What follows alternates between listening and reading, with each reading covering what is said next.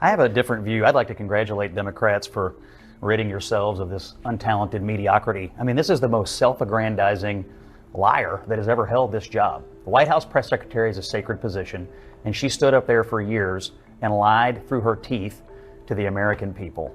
My friend, she's not the first. She is the literal worst White House press secretary in my lifetime. And what she did in the last year and a half of the Biden administration, cheap fakes, the entire cover-up around the president's mental faculties, she was in the center of it.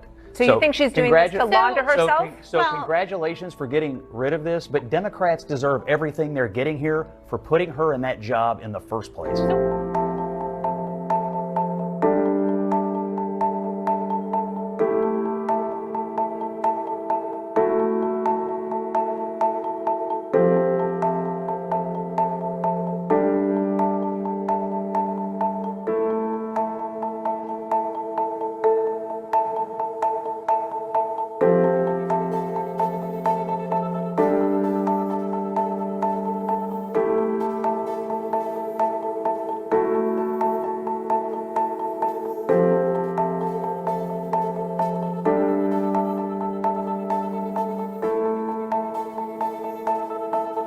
The next Democratic White House press secretary says she's now an independent. Karine Jean-Pierre has announced her tell-all book, Independent, a look inside a broken White House outside the party lines. And the 50-year-old will reveal the 3 weeks leading to Biden abandoning his bid for a second term and the betrayal that she felt from the Democrat Party. So Karine Jean-Pierre, the former White House spokesperson for the Democrats, for Joe Biden and the Joe Biden White House, now says she is no longer a Democrat. She's an independent ahead of her book release.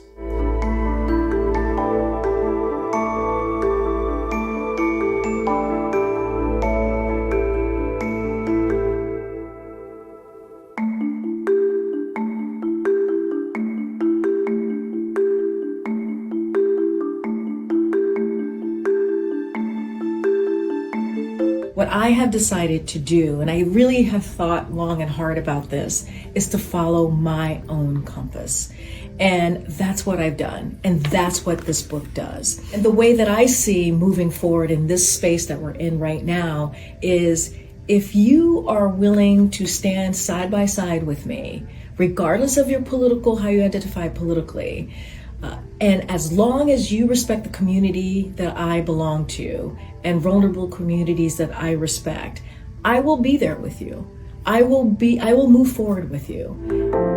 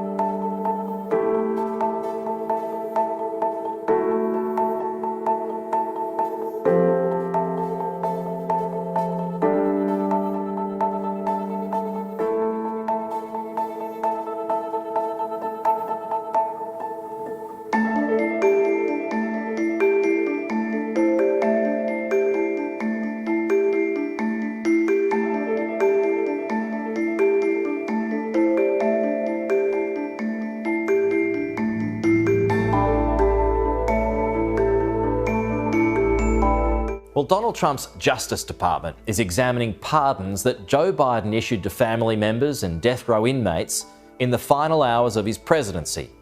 An investigation by the House Oversight Committee is looking into Biden's cognitive health and the use of AutoPen, which is a device that mechanically replicates a signature which presidents, including Trump, have used for decades. Caroline Levitt spoke about this a couple of days ago, and we'll tell you a bit more about that a little later on. But right now for this, we're joined by Donald Trump's former top cop in the state of Alabama, the Trump-appointed attorney, Jay Town. Jay, it's good to have you with us this morning. Thank you so much. We didn't quite have that Levitt comment, but it is there, and she is speaking about it. For those here, though, who might not be right across the details of this case, which has certainly ratcheted up this week, Jay, what is the allegation against Biden? So it really begins, and you mentioned in the read-in that this had been used for decades, and that's true. But it really started being used regularly by President Obama, and President Trump did use it in his first term. But Joe Biden did not use it one time until June 13th of 2022. And then for the rest of 2022, he used it 2/3 of the time that he affixed his signature to anything in 23, all of 24, and almost all of 25. In fact, there was a study done where most of the time that he didn't use the auto pen, which you're right, it just affixes, just think of it like a stamp, but it actually is a signature, those were live events where he wasn't using the auto pen. So it is very difficult for anyone to believe that a man with this level of mental decline over the last several years had the time to review thousands of clemency requests, pardon requests, executive orders, and was even faulty in his conversations with the Speaker of the House here, faulty in his memory of having done so. And so I believe that the Justice Department, a man named Ed Martin, high-ranking official in this Department of Justice, he is looking into the auto pen along with our Congress. And there's really a lot of people that need to be interviewed and make sure that President Biden authorized the use of the auto pen. So, Jay, as far as you're aware, is there any evidence to suggest the pardons were signed without Biden knowing? Oh, I'm not willing to say that, but I've spent my entire adult life investigating things to prove them beyond a reasonable doubt. So I won't be prepared to say that until we really have done a thorough investigation. But it does deserve, Pete, a very thorough investigation, not just by Congress, but by real investigators, real investigative agencies, not just a bunch of politicians. It's good to have both. But we need to have professionals doing this as well. Sure. So, I mean, you mentioned there will be interviews and the like, but on the basis of things at the moment, how solid do you think the case against him is? I think the case will actually start to get very solid as we start to engage in what we call discovery, which is where we're getting evidence, either through a grand jury or through subpoenas. And Ed Martin will handle that, and then this Department of Justice. But I think that once one domino falls, Pete, you're going to see 20 of them fall, and this could be the worst scandal in the White House in the American presidency history. Some have pointed out to this already, Jay, but is this a get square for Trump and his team after Biden weaponized the system against Trump? No. I mean, look, we would not be doing this, or this Department of Justice would not be doing this, if we didn't all see what we've seen as far as it relates to the mental acuity of Joe Biden. He walks like a zombie, his mouth agape. He was not there for the end of his presidency. And who was running the country is a fair question to ask. Who was signing these clemency orders, these pardons, and these executive orders?